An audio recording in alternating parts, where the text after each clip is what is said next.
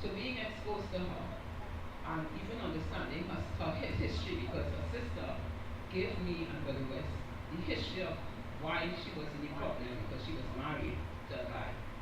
And when we did get the information and the understanding as to why this sister was where she was, and we recognized it was a trait from small that she had, a very bad trait of false sympathy. It made her made a lot of bad decisions. So when we got exposed to her, and she was with her husband, it reached a point that she almost lost her life. Because many times when you check her parents had warned her not to get involved with the husband that she had. And many times she stick with him under really bad situations. And every time God gave her the opportunity to get out, she did not. And there was one time, we was in Trinidad here, and she called us. And for the first time in her life, she recognized she could have lost her life. Her husband almost literally killed her. When you hear the circumstances and what she told us, we recognized it was God's mercy that literally stopped the man. The man was going to kill her. So, again, we advise her that she have the options in the scriptures to separate in terms of that does give marriage couple, because she could have this wrong concept of when God joined together, let who man put asunder. If God put it together, nobody should asunder it. But if you put yourself together and you make bad choices, the Bible tells you that you don't have to stay in that condition, especially if it's a case of threatening and things. So after all that situation, and she called and she asked us what to do, and we advised her was to get to separate from the guy, because when you hear the situation, listen, we saw it was God who saved that woman. She almost gets her death. Right. She went back again. She went back.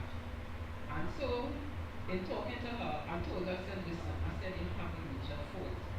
And I went back over the history that I found out from her family and talked to her, from some parents who was talking to her.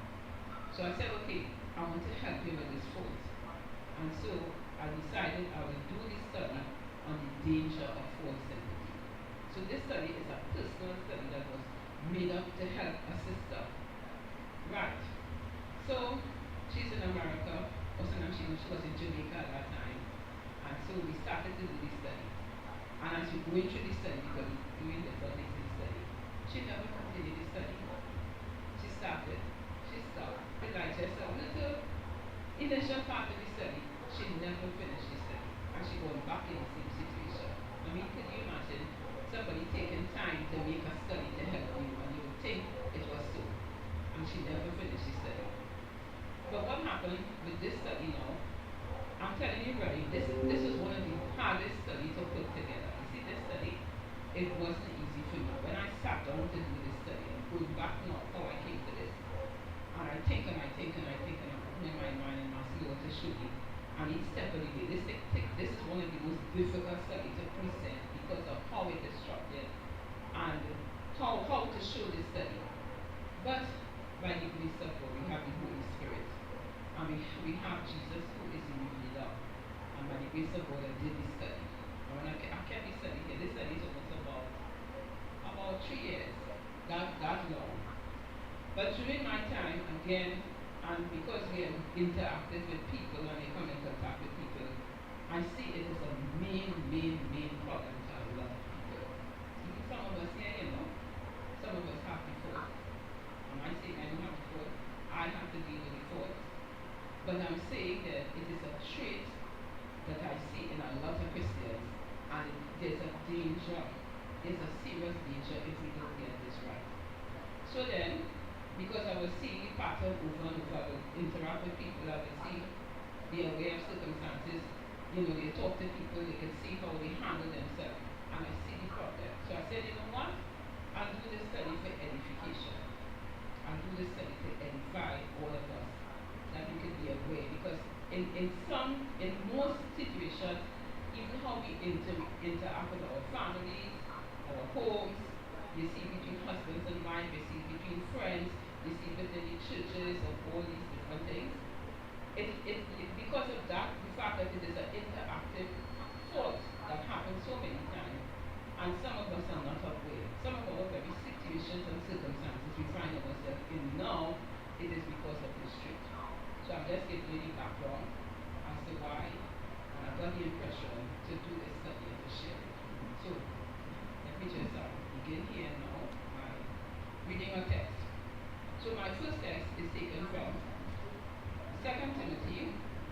chapter 3.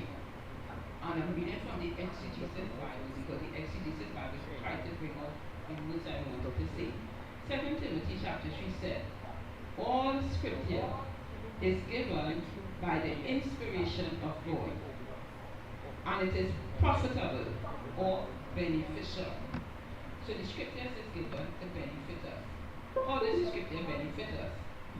It benefits us by giving us doctrines. So it gives us theological positions that shows how the plan of salvation works. And the plan of salvation in a theological way, it gives you the doctrines of the plan of salvation. So it is supposed to benefit us. It is for reproof or to proof. So the scriptures give us proof. And when we talk about faith is the evidence. It's really saying it's giving us faith. Because proof or God giving us evidence is proof. And so it gives us faith. It said here, for correction. You see the word correction here? So the scriptures is given to correct. Correct what? The word for correct here, it means setting straight. So the scriptures, the word for correction, according to the Greek, is to set us straight or to fix us. And so what we are seeing here is the scripture is given to correct our characters. Many times people look at the scriptures and they read it just for doctrines and for theological debate. The real purpose of the scriptures, when it says here, setting straight, it is to set our character straight, correct our faults. I'm coming back to that. Instruction in righteousness, and that instruction is to make us discipline or make us disciples, and it also says to discipline us in justice, that the man of God should be obviously perfect into good works. So when you look at that here, most people miss the issue of scriptures when they only see one part of it. They tend to see the doctrinal issue, the debated aspect of scriptures.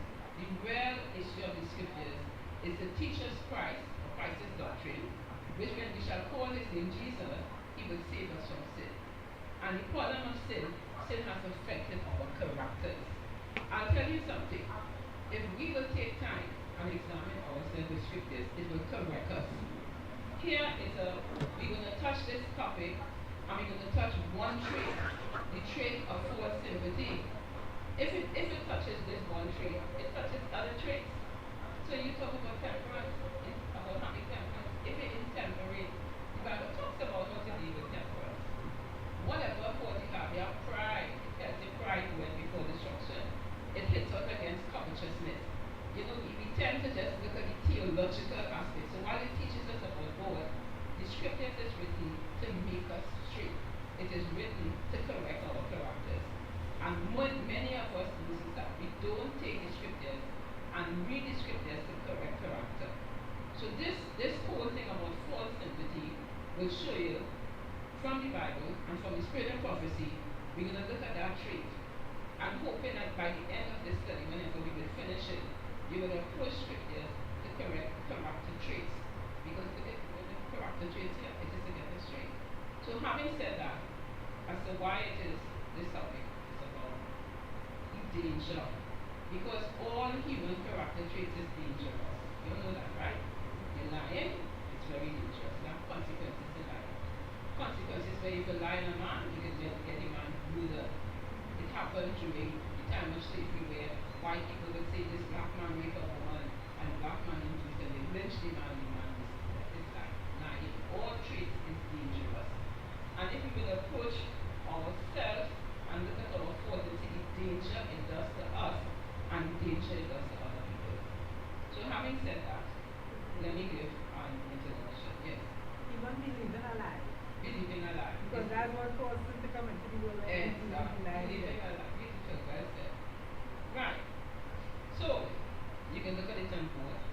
Alright, let me just it's not. Okay, right. This study is written to help those who have this particular fault of false sympathy in their character and to show the dangers that it can cause to themselves and especially to others. It shows us how God regards this fault and what he says about it, and the urgent need to overcome this trait of character. It requires sincerity and humility to work upon oneself to really overcome this trait by the grace of God. Over the years, I have seen this fault resulted in the destruction of many persons, and especially in the destruction of children by their parents, between husbands and wives, and in the general relationship of people in their association. So, as I said, and for the rest of we often talk about it, together we have had to counsel marriage people, and you see the same problem before sympathy. We have experience in renewal, we have the correct, what they call correct parents and children. We keep bouncing it up. So it's something we have seen for years, but I've never really gone into the whole detail until I'm in the case of the lady, and she almost lost her life. And when I saw that she didn't follow this study, what did I do? It's not even make time to do that. And so I to appreciate how much people just get people to spend time to make the study to help them.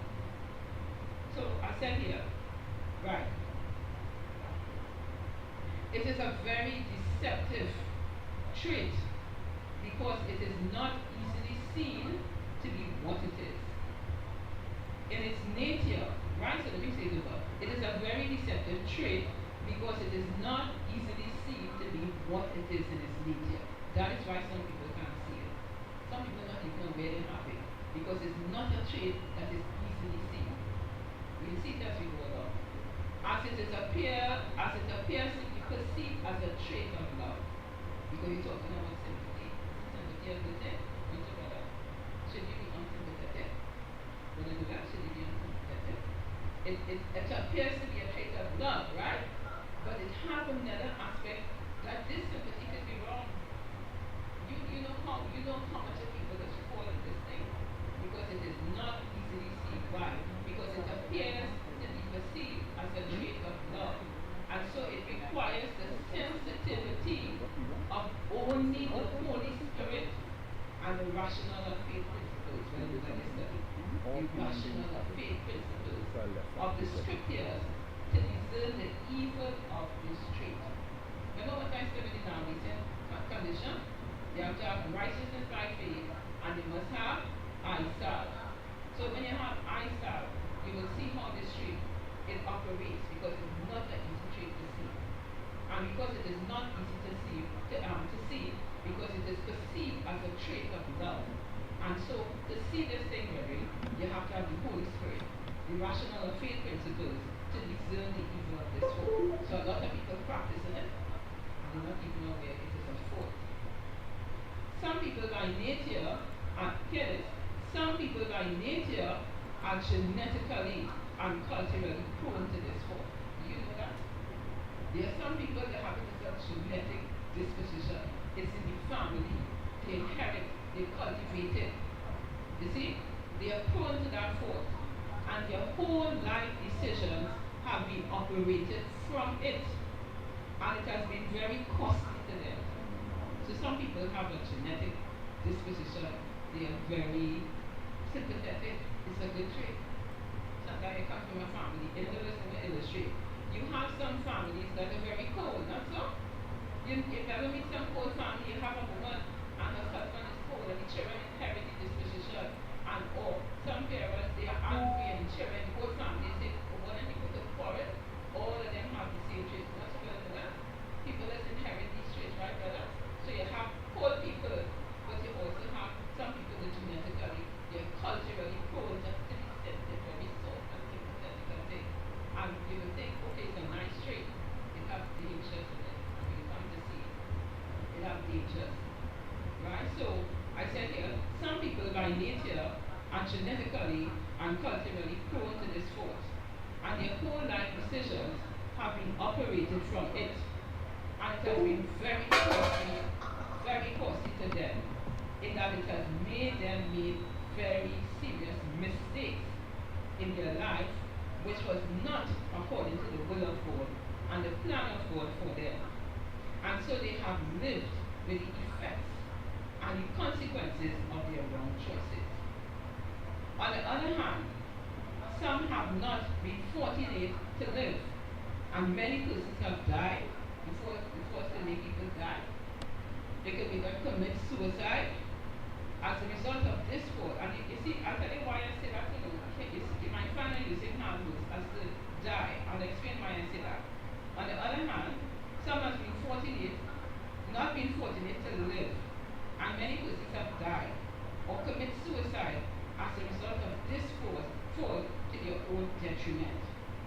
My prayer to God is that this study will be a blessing of freedom and victory to those to whom it may apply to, and that it will result in the salvation of their souls, from which there is no escape, and all to the glory of God. Because there was another case where, in maybe in Sandy Brandy, you have Jara Singh, which is, you know Jara Singh, and I remember there was a lady, it's something, a matter of something was going on, it was going on in WhatsApp, and it was sensitive, and it was the death of a girl. She was living in Jara State. She was a teacher, and she had picked up this husband when she was 16 years old, and she came from a family of a lot of policemen, and the family begged her wasn't to marry the guy. They begged her. She was educated, progressive. He was just a simple father. He was unmoved, and the family begged her. When she got involved in Devil's Bay, she went to law, and she did three children for the man. And so he was very violent, and the brothers who are police they tried to get the brethren. It was said, and I don't know if you remember it, but it came on public. Whereas a time she got up, yeah, she had a car, she was progressing. She got up in the morning to go to work. But apparently it seemed like she had some other guy. And because he was always suspicious. And the morning when she got up, when she dressed in for work, the man took his gun. He was a hunter, he had a gun. And he pumped 6 bullets into her door on her face. Remember they got a picture of going wrong? You remember that? Yeah, somebody don't remember that? Huh? Yeah. Oh yeah, he did that. But he did not 6 bullets. But he damaged her face and he picture his face. Right? But he killed her. Yes, he killed her. Yeah, I'm not asking you any details, right? But the point about it, she lost her life, but he killed her right in front of their children. Yes, he did shoot himself. Yeah, he tried to shoot him, but massacred his face. Yeah, he massacred his face and it spread out. Now, what was the problem here? When they checked the whole history, sympathy, she had a broad sympathy because all of the parents tried to get her out, and they get her out, and she would go back, and she would go back. We come to understand why this thing can make a person die, can make people commit suicide. It's a very dangerous fault. So, having said that, let's look at the definition of sympathy. Let's look at the definition of sympathy. Yeah, you go ahead. Right. The word sympathy is a Latin word that comes from the Greek word sympathie or sympathies. So it is combined from 2 words. So really and truly it is a Latin word that comes from the Greek word sympathie or sympathies. Sympathies. Pronunciation. I'm subjected to that. It is combined from 2 words. Patius. Patius. But the Greek and the Latin, they call it sympathie or sympathies or sympathies. I guess pronunciation. So I'm trying my best, but I'm not too sure on the pronunciation. So it is patus. Patus. And the word son, the interpretation of the word son, according to the dictionary, it means with feelings. So the word sympathy has to do with feelings. Now, feelings is a powerful thing, not so? You have the story of Romeo and Juliet. You have love and you die for her, always maybe a story, right? But the power of feelings, right? So when feelings is going wrong, because of action what will happen, right? That's okay, you catch it? So with feelings, so sympathy has to do with feelings. It has to do with feelings. You see where I'm going with that? Sister, Jack, you see where I'm going with that? Sister, Shakira, you see where I'm going with that? Feelings. So the very word has to do with feelings. Feelings are powerful, you know. Hatred could kill a man. Sympathy could help somebody. maliciousness could do feelings, but this one here is sympathy. So we have to understand how does sympathy, when we speak about sympathy with feelings, what exactly do we mean? Is it a bad thing? Let's see. It is therefore a behavior or trait that functions with feeling or feelings. Here is how it is further defined to be according to different dictionaries. So I have to get a root word. It is dealing with feelings. Sympathy has to do. You have to have sympathy, you have to have feelings, you have to have that already. Right. But let's see how it is defined. One, it said that because it functions with feeling. Here how those people define this concept of sympathy. It said one, having common feelings, emotions, or an affinity. It is also association or relations between persons and things wherein whatever affects one similarly affects the other. So let's look at it a little more. It is having common feelings, right? Or emotions. It is an affinity. So you have an affinity with someone, association or relationship between persons. So this is my brother. There's a sympathy between myself and my brother, as he is my actual father's child, right?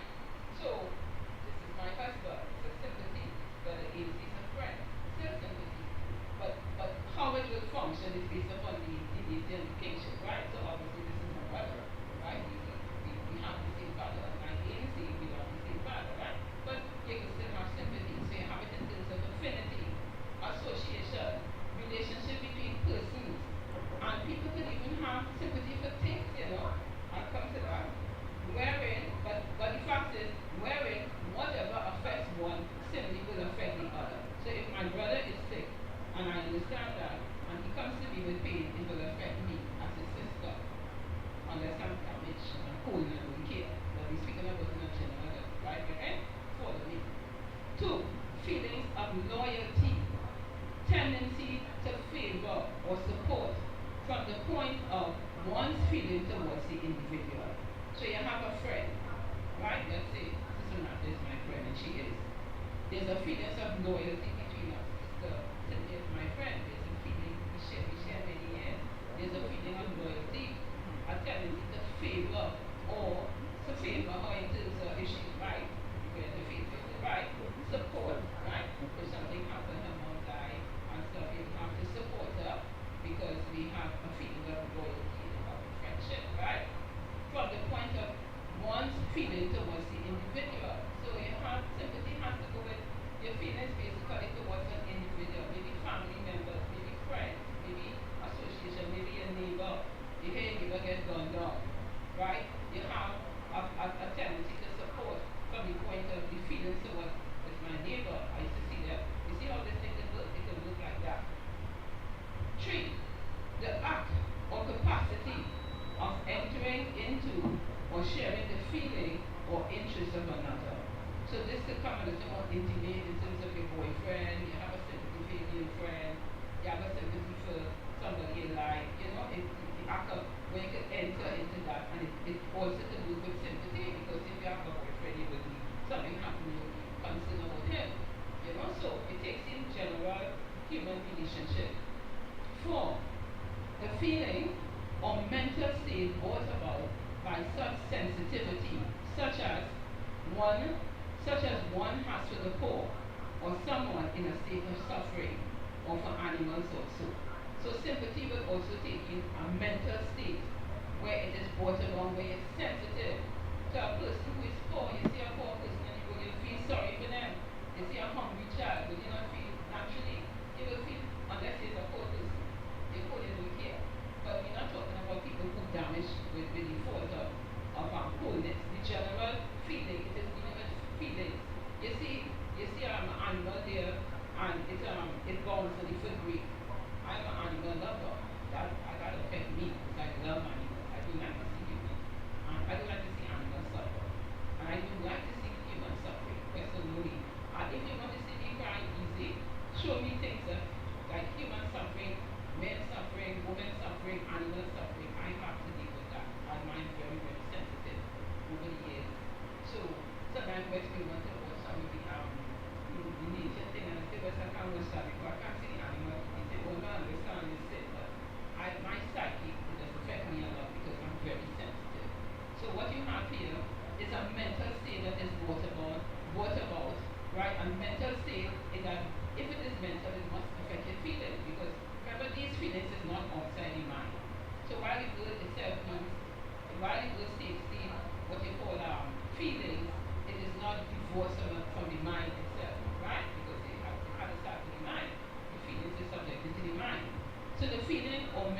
state brought about by the such sensitivity, such as one has to the poor or someone in a state of suffering. So you see somebody suffering and you feel sorry for them.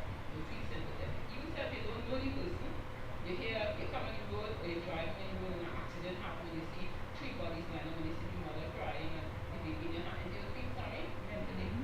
You see it, feelings. And you don't have to know the person, you know, but the feelings will arouse humanly because this is a human being or the animal suffering and you feel sorry for it.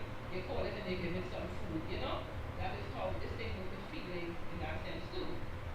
Feelings of pity, right? Feelings of pity and sorrow for someone else misfortune. So this person house burned down. You feel sorry. You understand what I'm saying? You feel sorry for the person who's protecting the children. You see the news, when you have the news, you see them talk about fire burned down, a baby get killed and burned. You hear it in the news and you feel sorry, man. You don't have to know the person, but you hear a baby die. I think it happened recently in the news where some child was home alone, right? And the child died in McBride. So this is somebody's misfortune. Would you not feel sympathetic? Or you would say, I glad that child died. Who will say that? Nobody would say that. You'll feel sorry, you know. You think about the fire burning, the child's trapped. You see? So it will take pity or sorrow for someone else's misfortune. Six, it takes in to be in keeping, accord, or harmony. Right? We're talking about the definition. You see how much a definition is to give about sympathy. It's such a broad thing. It can happen in so many ways, right? It said here to be kept to be in keeping, accord, or harmony, to share in suffering and grief, to be in agreement of a feeling, and to share in a feeling or express compassion. So the thing is so good. You're keeping in accord and harmony. So whoever you're dealing with or whatever situation, the sympathy keeps you in accord. It makes you share in suffering. It makes you share in grief. An agreement. Let's say you have a person come and talk about a project you want to do, and you have sympathy and you're happy and you want to. It's such a good in which it could happen. So what they're doing, they're giving you different ways which sympathy could operate. Seven, relating harmoniously to someone. So if you dealing with somebody and you recognize you can't trust them, you won't have sympathy. You have to have a reserve. Your sympathetic feelings will be more in reserve, right? So obviously, relating harmoniously to someone will take into account there's some agreement or some feeling or keeping in accord or some harmony. You see how it is looking? But if it's not somebody who you could trust, you're not going to share that feeling of, or you will relate harmoniously to the person you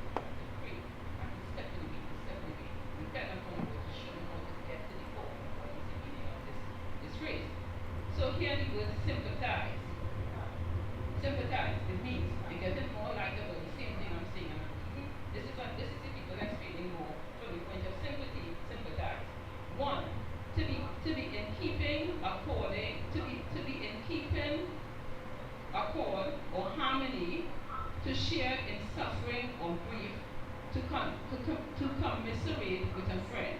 So again, it is telling you you're keeping in accord or in harmony, and you're sharing the suffering or the grief with a friend. So which is something is suffering or they have grief, you're keeping that accord. Sympathy with, or sympathizing will imply you're doing that. You're keeping that accord and you're sharing this harmony or grief. Harmony in grief and suffering. Two, to feel sympathy. This is one how they describe it here. To feel sympathy. Three, to be in sympathy with someone or something. Example, hoarders. Because you ever see a video called hoard, they have it in especially more in America, and they show you how people who like the hoard. What do you think is about them? Hoarders. Hoarders, they like the things, they don't want to give it up. And so they hoard and they hoard and they hoard and the whole house gets full of it and rubbish. You know, you have extreme hoarders, you ever saw those videos where people have been, why they're not giving up the things? So when the people come now, because the things have sentiments to them, they want to hold on to this book, they want to hold on to this pen, they want to hold on to the hoard, and the hoard. It's the same sympathy. This thing means something. The feelings towards the thing. What we use hoarders, this is one example of how dangerous it is. You can be a hoarder, you know. You don't want to give it up. Take part, you have old clothes, you have old clothes, yes, lots of clothes in it. And the hoarders and the hoarders, every time you buy something, and they pack and they have no space. I watched that video in New York where I was surprised. So three hoarders. What do you think is going here?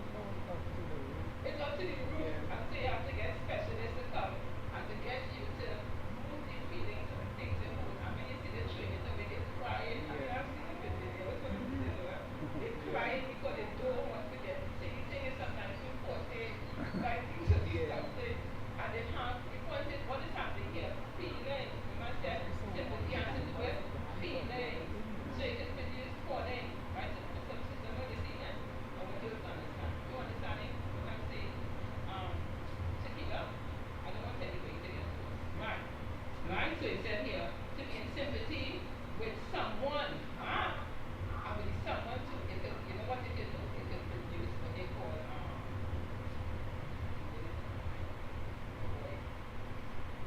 when somebody like what is this? When they have no. I'm not saying that. Obsession.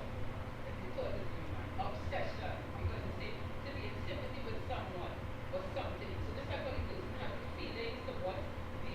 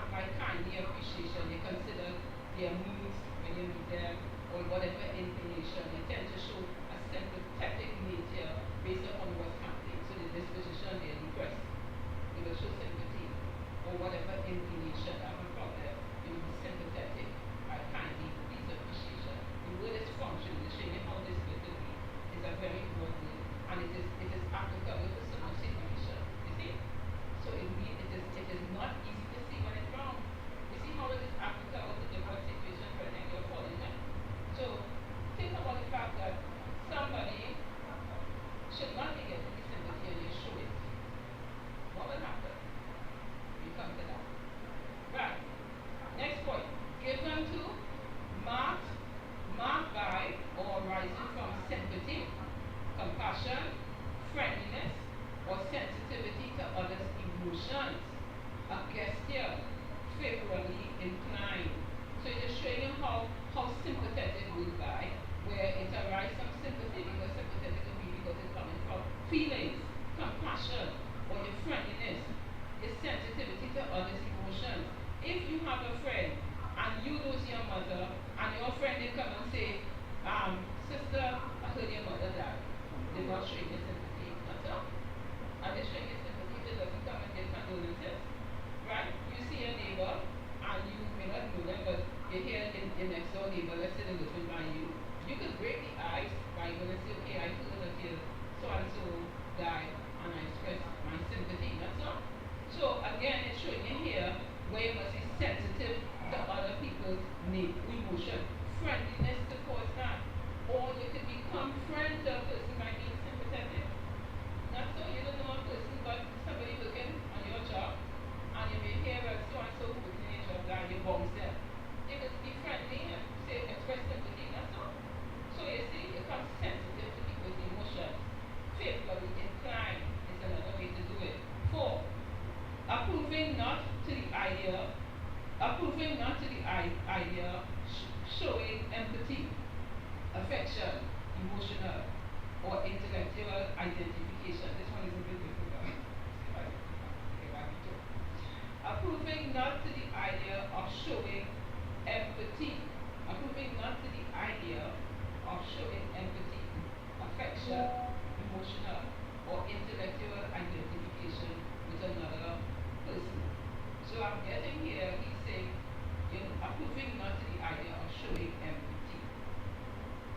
Alright, so and he used the word here as empathy to me, affection, emotional, intellectual identification with a person. So he's saying that when you're dealing with sympathy, it is not against showing empathy, affection, but it is emotional or an intellectual identification with another person. So it implies that sympathy will also take in where you have a sympathetic mentality to someone who you intellectually identify with.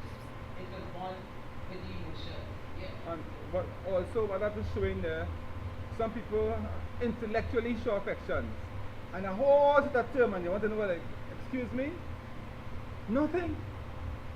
A whole set of talk, you're watching them, so where's the hug? Where is the pensive appearance in the face? So instead of talk. It's like the politicians. Well, we are here today because so and so. And the woman crying right there, ball along the place, and next thing you know, throw water on the mountain and get to the village.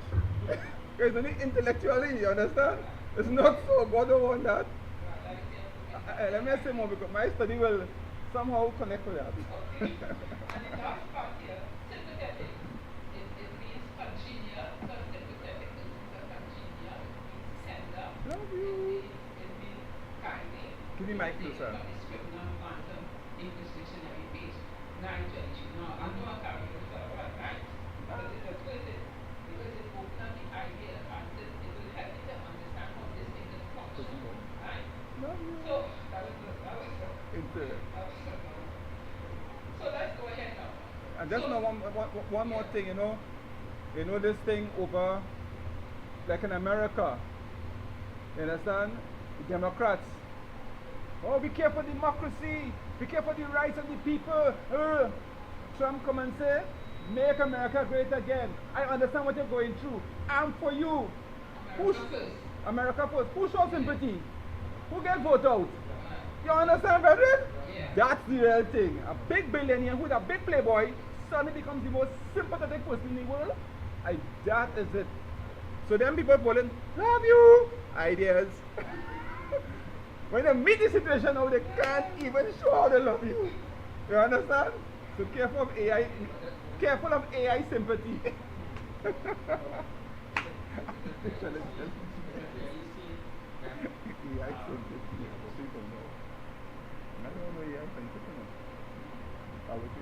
You can clearly see, based on all the definitions that they give, concerning sympathy and being sympathetic, it is an emotion. It is a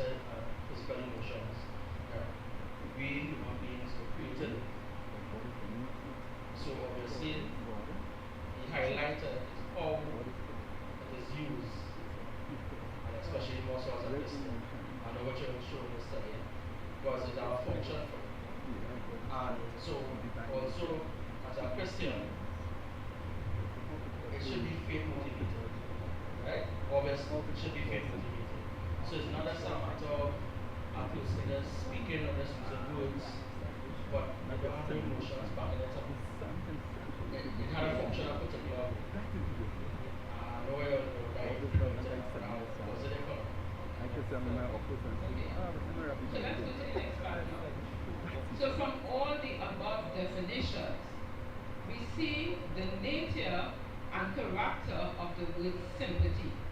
Sympathize or sympathetic is something that is intrinsically good, as being a good trait or a good feeling or with feeling.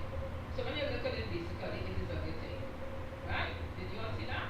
Because it's feeling. Somebody in suffering, somebody is grieving, with your friend, whatever they're going through, there is an affinity, a friendliness. Right? So intrinsically, isn't it a good word?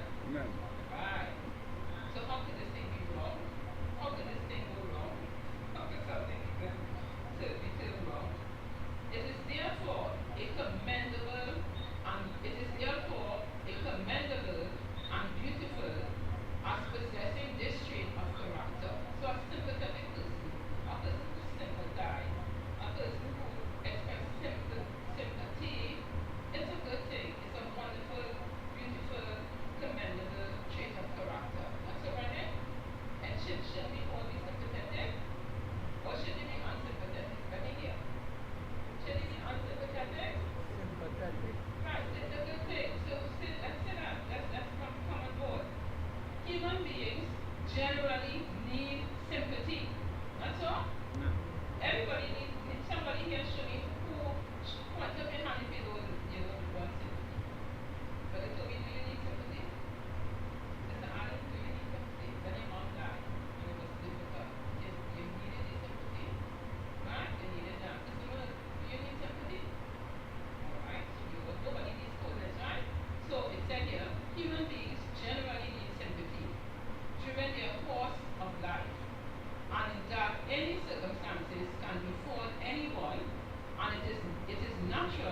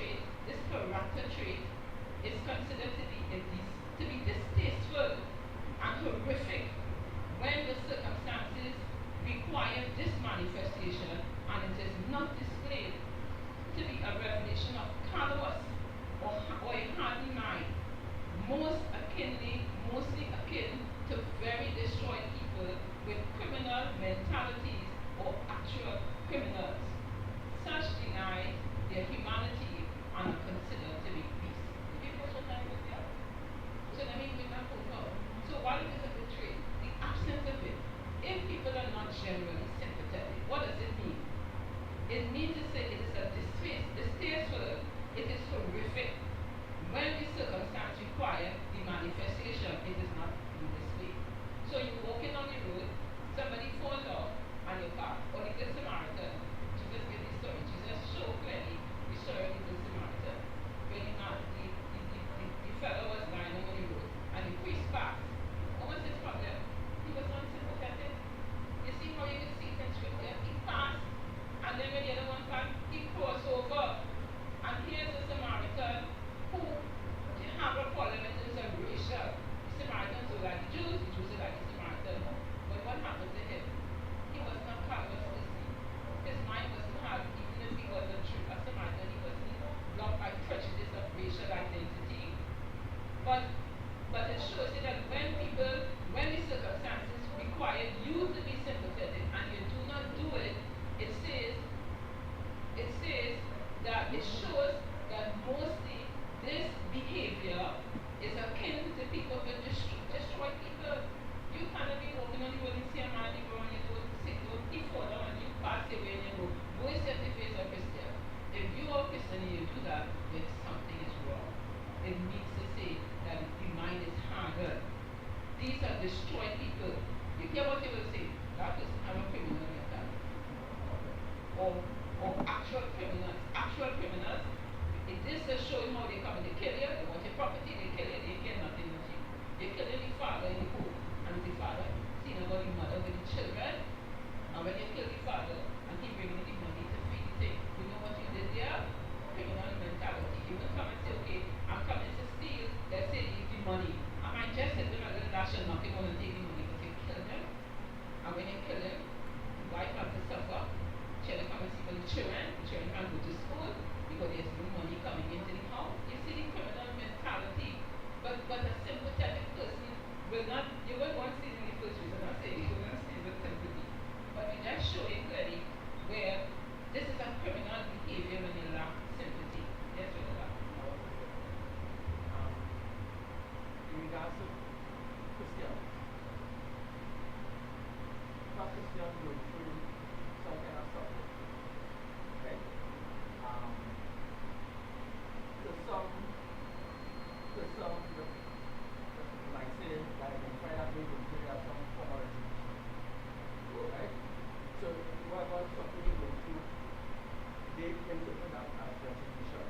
And as such, we have no pressure in most of this because by retribution in individual way. As opposed to you have that situation, and then you have person when you going through retribution from God. You see the two scenarios where sympathy will play or not play Right. So again, you see, remember I said that this study is not an easy study to present because they don't want you to see. You have to have discernment to make judgment. Right? Sometimes a person falls sick. And we have heard in our organization and they fall sick. And then the person might say, it's retribution. But you know when the sickness comes upon them, it's not retribution. So you see a biasness. Right? We have sinful bodies, we have sinful flesh. And anybody can get sick. Right? So you have to be careful how you interpret what you see. Yes, there are cases where God do put retribution, and there are cases of retribution because whatever you sow, you may reap through breaking natural laws. As you talk about health laws, if you break health laws and you get sick, you bring a sickness upon yourself. But even then, brethren, you still have to show sympathy. You must be sorry for them. You may not be able to interfere. So in the case where God put retribution upon a person, it doesn't mean you can't feel sorry, It means sometimes you can't interfere. That is the difference. The interfering, whereby God put it upon them, we put the retribution upon them, it don't change the fact you're supposed to be sorry for the person. You won't feel nice that a person has to subject themselves to get God's retribution. Right? If it is really a case, if discern it is retribution, and take the prayer retribution that they go through, your sympathy can make it pray for them and God will, that they will learn from the retribution and come out. You see what I'm saying then? It is a technical thing. This is a thing you have to have the mind of Jesus Christ how to judge things. And at the same time, when law, through health laws, and you know they're doing that, you still feel sorry for them. You still feel sorry. When I come to show you how we take forth, that is not the case of because the two examples they give, that is not a case of false sympathy as such. It is a case where people could do wrong and they could transgress, and you're still supposed to feel sorry for them. When you go and preach to the sinner, you're not feeling sorry for the sinner. You see somebody this morning. I remember this morning I was fasting and I had to pass and talk to a friend of mine and stuff. So I came out the car to make an inquiry, and as I come out the car, and it's a guy I know him. He always drinking. So listen, I know from Santa. So I come out the car, and I'm going to the person place to go and give him his step. He says, sorry. And I'm like, what is he saying sorry about? I said good morning. And when I do so, I look and said, what is their problem? He had a beer in his hand. And he said, sorry, I'm drinking the beer. The man under conviction, he knows better than I know him, he knows his Christian. So when I come and he didn't have way, he's apologizing to me. To tell me he's sorry. He said, sorry, I'm drinking the rum, the man the beer. The man get conviction by my passing by him that he knew something wrong. So I saw the conviction. So I said, okay brother, but you know what? You really must stop that drinking because that will destroy your liver and your kidney and you don't want to do that. So try not to drink it and try to overcome. I said something nice to him. I show him a measure of sympathy because I feel sorry for the man, but the man himself gets his conviction. You understand what I'm saying? So it just show you have to have discernment. I said in the last study, eyesight is important. If you don't have eyesight, you're going to misinterpret that because you can't tell me you're a husband and you get sick and your wife telling you it's retribution and you know you're not transgressing the law. You know you didn't even transgress health law. It could be a genetical problem, it could be an accident. You have to ascertain what is the problem, why the person is in that way. And when you ascertain, you will know, okay, even if let's say the person do something wrong, your sympathy can tell him, brother, don't do that. And you can still reach out, even if you have issues, right? But you want to call is retribution. But when the sickness comes upon them, it's not retribution. One has to be careful. And when you do see retribution come upon a person, you still to be sympathetic enough to pray for them. And pray that whatever retribution, if you deserve it is a case of that, you pray and say, Lord, help that person to respond. We have to be careful, right? So one can abuse this whole thing because it could be false. You have to know when, you have to be able to discern when it is false. Yes, Sister Ruth. Exactly. Beautiful, Sister Ruth. Yes. Right. Beautiful. Kissamer, that was a beautiful thing and counselor because really and truly, Job was not under retribution. That's all. He was suffering, right? And the very wife should be sympathetic. This is a righteous man. You live with him. You say all this things up. You alone lose your children, the 10 children of God. And then you tell him that from all the blessings God gave him when he was obedient. You interpret and figure the man is in transgression.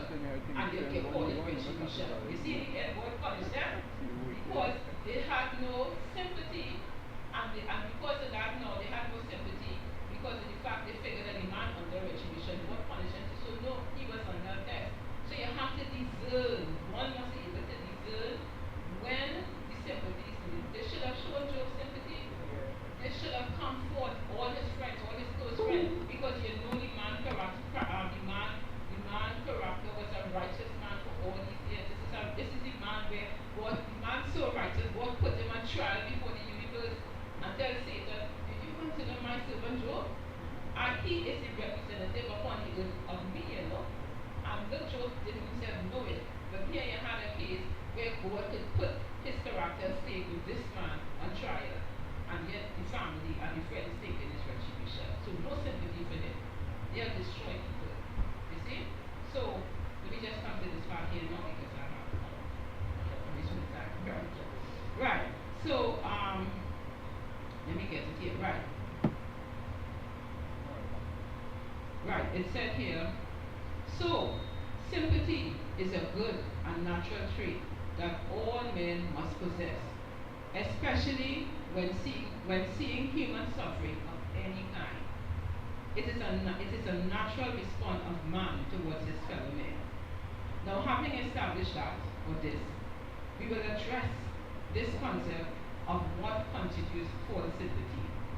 If this trait of sympathy is considered to be good, to those who lack it, represents a destroyed character, in that when others are in a state of suffering and there is no sympathy shown, how then can we identify what constitutes false sympathy? Alright, so I have to stop here. This one. Okay, so I'll have to stop because if I do that, let me see how fast it is. Just something here. Just bear with me here. Okay, right. I'll have to stop here because it will put me into another thing. Yeah, I don't want to have to stop here. Alright, so ready? Let me just bring the close up. Alright, and I'll pick back up next week. Is this study interesting?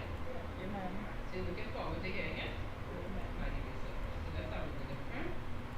Our loving Father in heaven, we are thankful again for your mercy towards us, and we pray that you will help us to understand the will of God as it is given to correction of character, and help us to recognize the Bible said